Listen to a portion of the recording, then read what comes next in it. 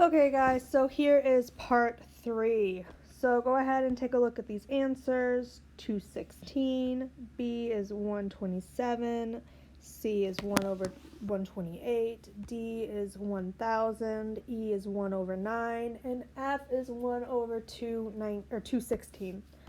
Okay, so this is just like what we were doing before, but this time we're not doing it with any variables. It is all actual numbers.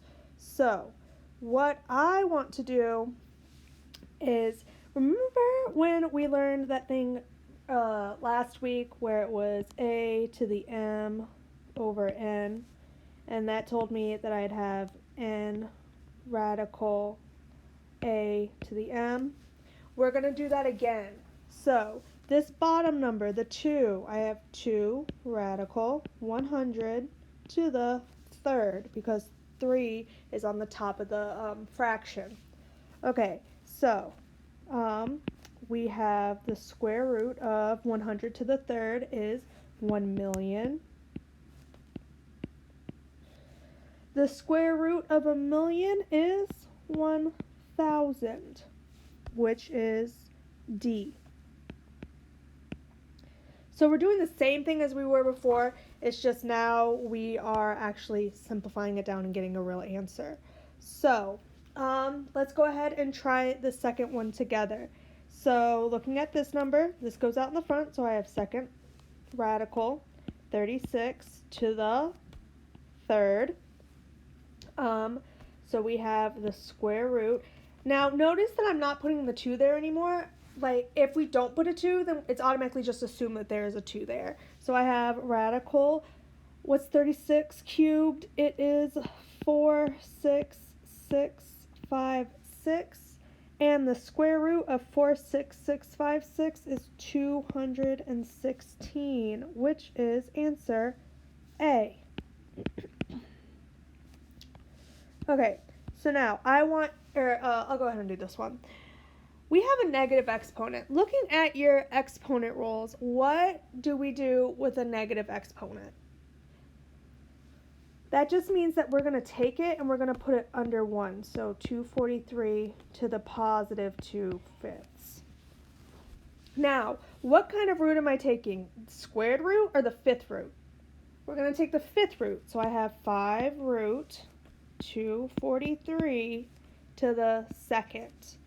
Okay, so, or 1 over that, sorry. So now we have 1 over the 5th root of 59049.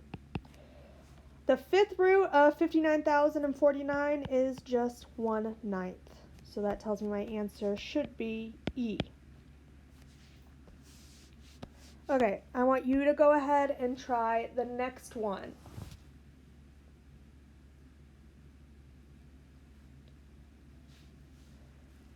Everyone should have gotten to the answer B. If you didn't, let's go ahead and take a look to see what happened. We have this negative, so that tells me this goes on the bottom.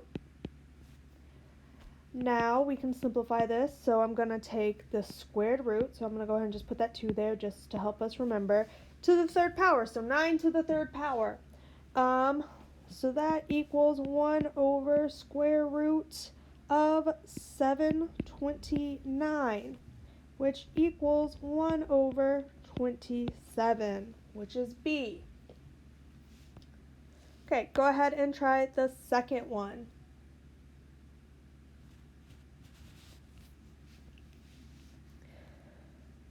Okay, so we should have gotten C.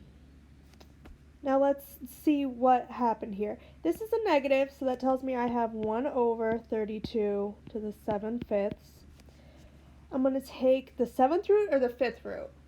I should take the 5th root. So 5th root of 32 to the 7. That's going to give us this huge number. Oops, sorry, 1 over. So 1 over 5th root 3, 4, 3, 5, 9, 7, 3, 8, 3, 6, 8. if you take the fifth root, so fifth root, just so everyone's clear on this, the fifth root is the same way as just doing like a third root. It's just you find, like you can do it on Desmos very easily. Just type 5 and then the root.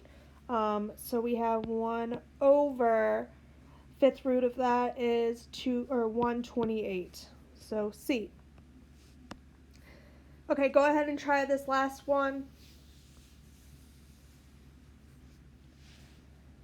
Everyone should have gotten F. Let's just double check.